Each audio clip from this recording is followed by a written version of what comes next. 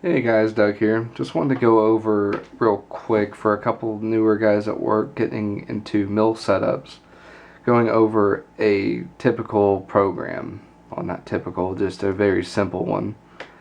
Just going over all the code, step by step, what all should be in it, what doesn't need to be there, what does need to be there, etc.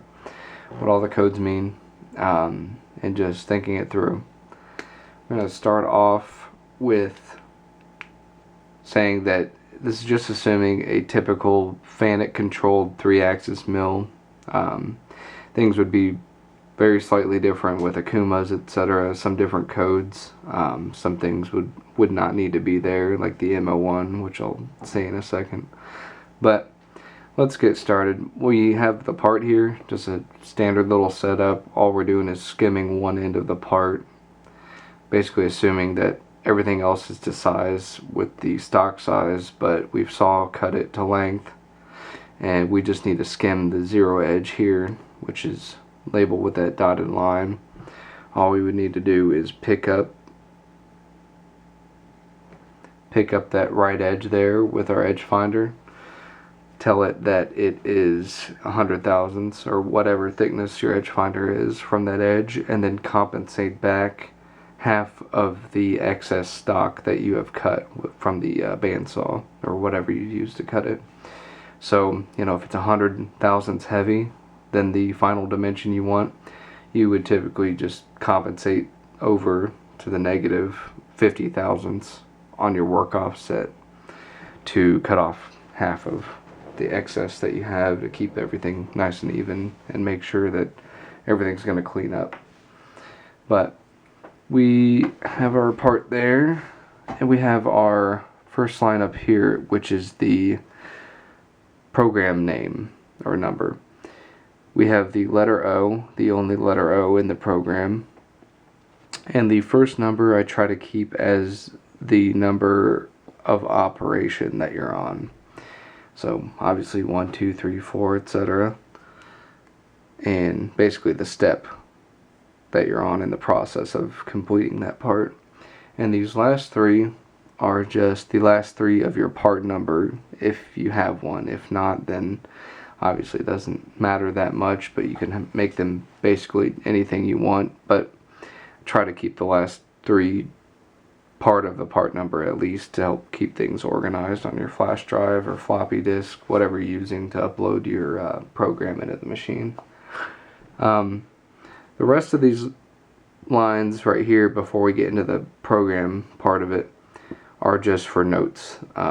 Put in parentheses however many you need to fit information such as what your work offsets are. So in this case,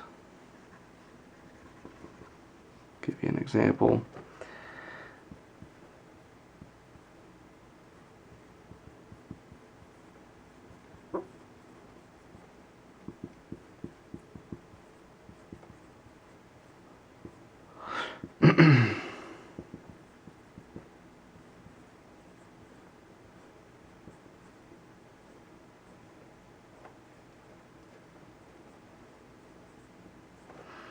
So right here there would be more lines in this, hopefully, to tell you what each tool does, etc., etc., but I'm just going to put these three on here for the information part for now.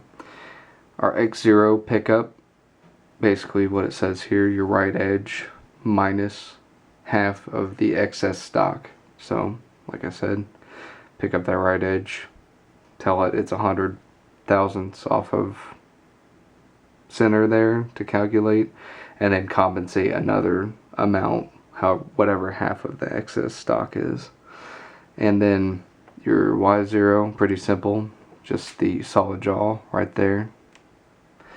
And the top of the part will be your Z0, which that's pretty typical, either the top of the part or the top of the parallels that the part is sitting on. That's where you would be touching your tools off of for your height offsets. And we're going to be getting down to the first tool change here. Now this in 1000 is basically just a marker for that line. It doesn't do anything You know, as far as the machine is concerned, it's just garbage. But it's just to mark that line so that you can do a number search or just a quick search and edit to find where that tool change is, so you can skip from tool to tool, not be rerunning tools and such. But M6 is your tool change code, and the tool 1 is just whatever numbered tool you're wanting to change to.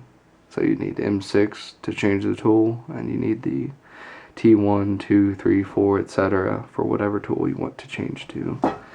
And M01 here on this next line will be your optional stop, which basically is just a pause in the program.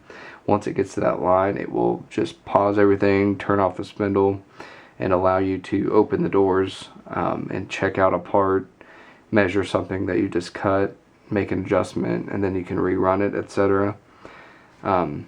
Just real handy for different things, like if you're doing heavy roughing and you're on a machine surface that is hammered down onto parallels. Things can move a few thousandths during that operation, so you may want an M01 there to tap the part back down before the finishing operation comes into play. But on this line, I like to put what tool it is changed to, because it's paused on that line and it'll be nice and highlighted. Typically, most machines, as it's going down, will highlight the line it's on or have an arrow, etc. But just so you know what tool's going into the spindle.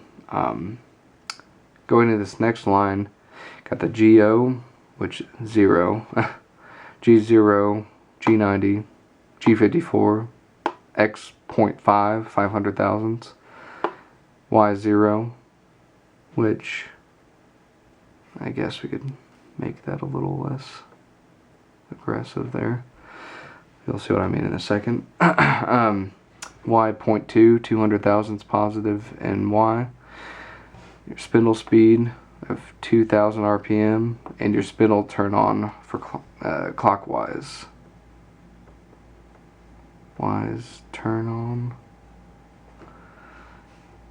Speed. These are your locations of where the spindle is gonna go to. GO is basically just saying rapid is your rapid code, but telling the machine to do everything on this line and everything past it until it changes to a GO1, which we'll go over in a second. Everything on this line and past it will happen as fast as it can go safely. And the G90 is absolute programming, which is typically what you will see in like 95% of programs. Everything pretty much is programmed with absolute. Some things, well, quite a bit of things, I actually like to use incremental programming, which is G91. We'll go over that in another video. That would take some time, but it's really useful for doing certain things and can do, you know, just incredible things very, very quickly with G91. But in this instance, that wouldn't make any sense to even use it, because it would just make everything very confusing. And G54 is basically just your number one work offset, which is these.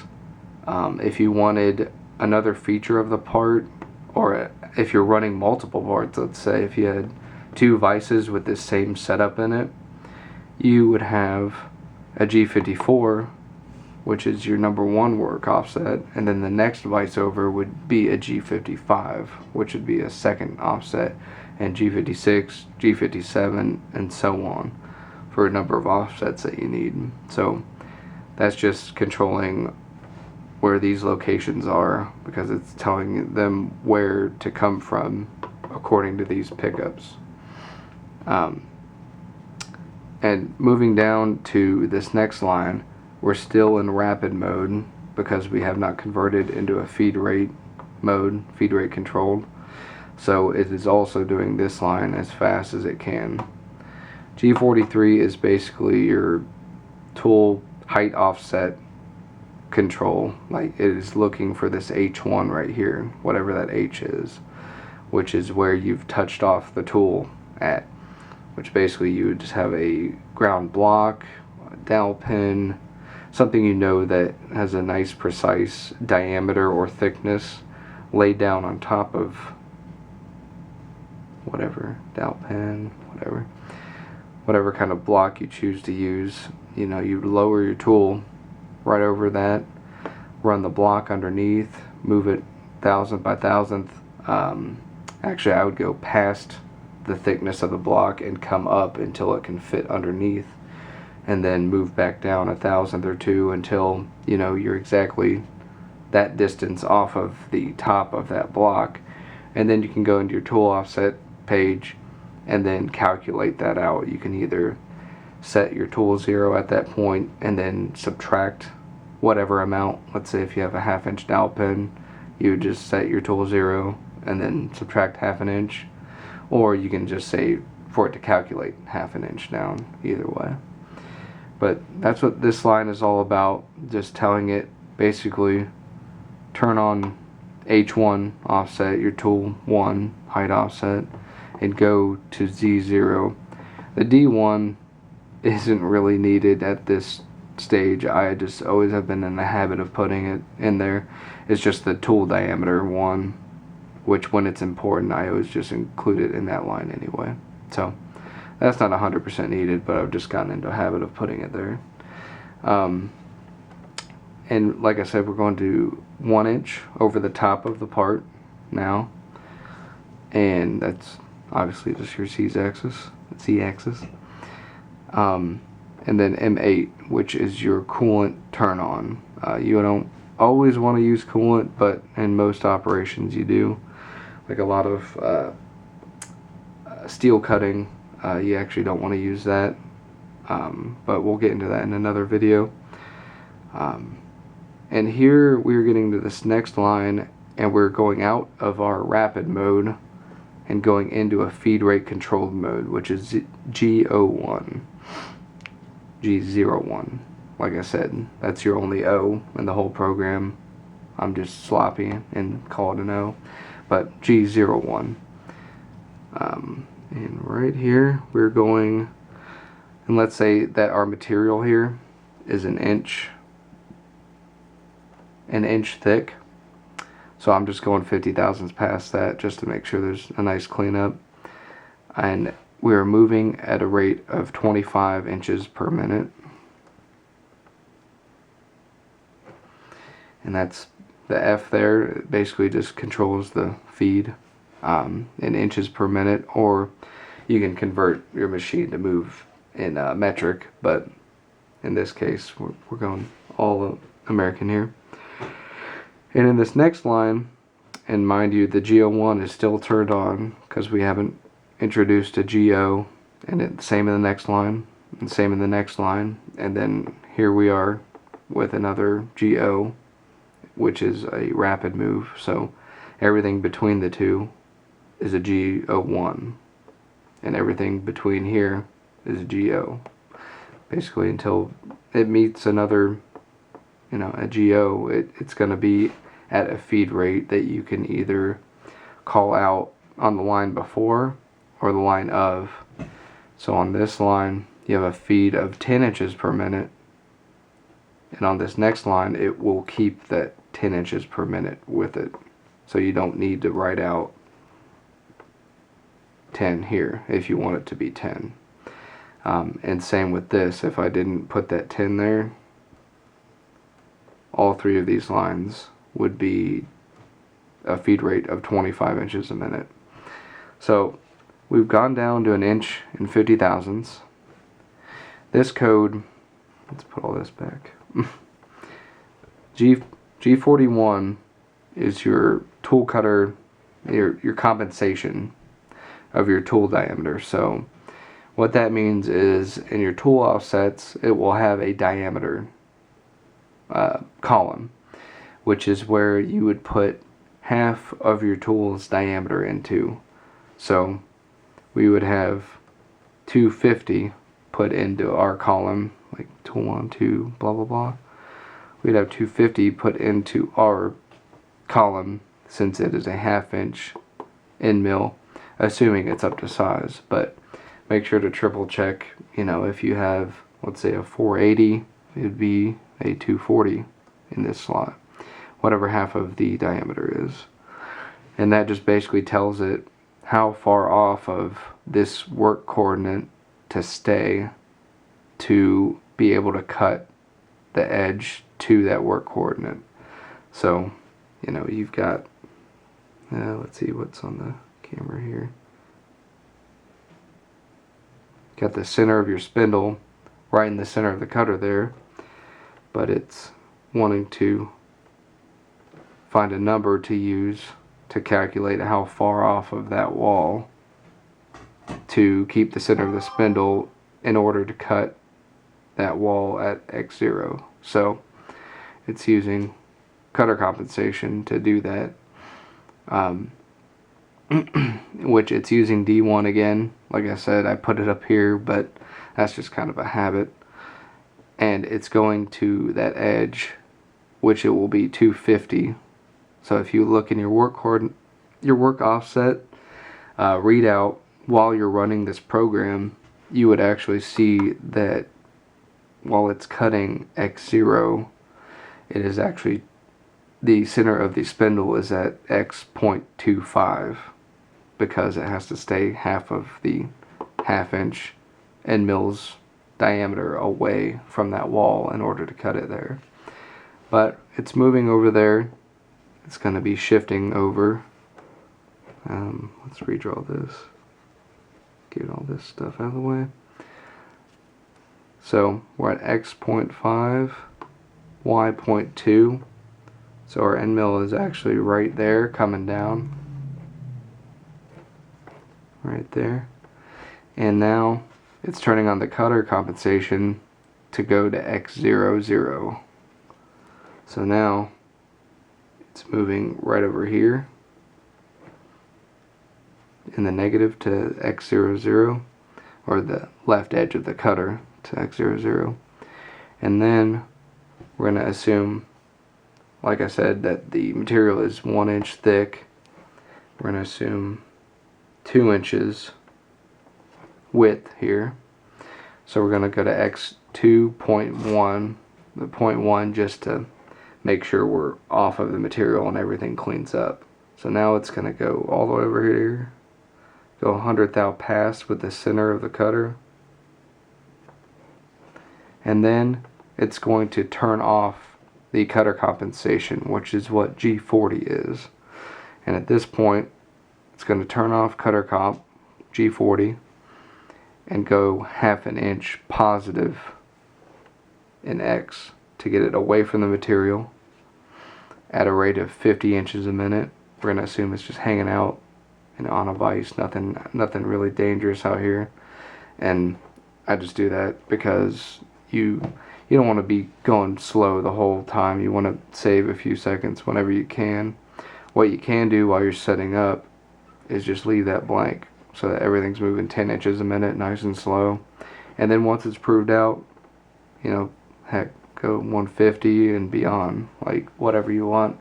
That's not that far of a distance. I'm not too worried about it. It's not that much time, but you definitely want to keep that in mind. You don't want to just be moving in these slow feed motions the whole time. It really adds up.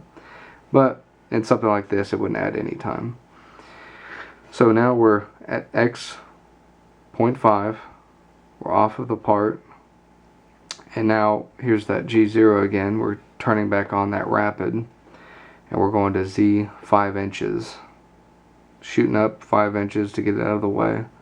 Heck, we can go to 10 inches if it's the end of the program or more. But something to get it out of the way, off of the part, away from any stops, etc. And M9 is going to turn off that coolant that we turned on with the M8. So we can turn it off here. You could even put it in this line here, because nobody likes coolant dripping forever after the program's done. Like, you can make it cut all this stuff, go to Y 2.1, turn off the cutter comp, and do all this. We'll actually just go to 0.5 here, but it's turning off the coolant in the same step. So that has a little bit more time to drip out and not get all over your part when you're reaching in and whatnot and checking it. getting all over your calipers. That's always annoying. But now at this point, you would want it to come forward. Actually, you'd want to first pick up your part at the very get-go of this setup, and then move it to wherever's convenient in the machine to unload and load the parts, and put that in the last line here. After you've moved up in Z, you want to come forward, 7.7 in Y and go -3 in X, just to move it to where it is convenient getting in and out of the door, loading the part, etc. And then you would just put an M30 right there at the end. All that's telling it to do is go back up to the top of the program and stop. That's really all that the M30 is doing. And these two coordinates are going to be gone to in the rapid. Like, I didn't really go over that part, but I did before, but reiterating that it's going to be snapping up to Z10 inches as fast as it can, and then going to these work coordinates as fast as it can, and then stopping the program. So that's just a real basic skimming the end of a part kind of a setup.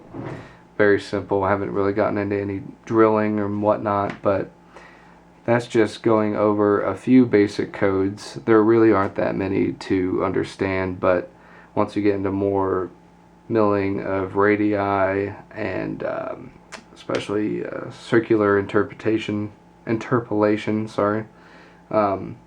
a little bit more to know, but it's really not too complicated once you sit down and think about it. We'll get more into incremental programming a little down the road. Hopefully I'll have time to make a video on it, but yeah, hopefully that helps as I smack the camera around. Yeah, any questions, just post them.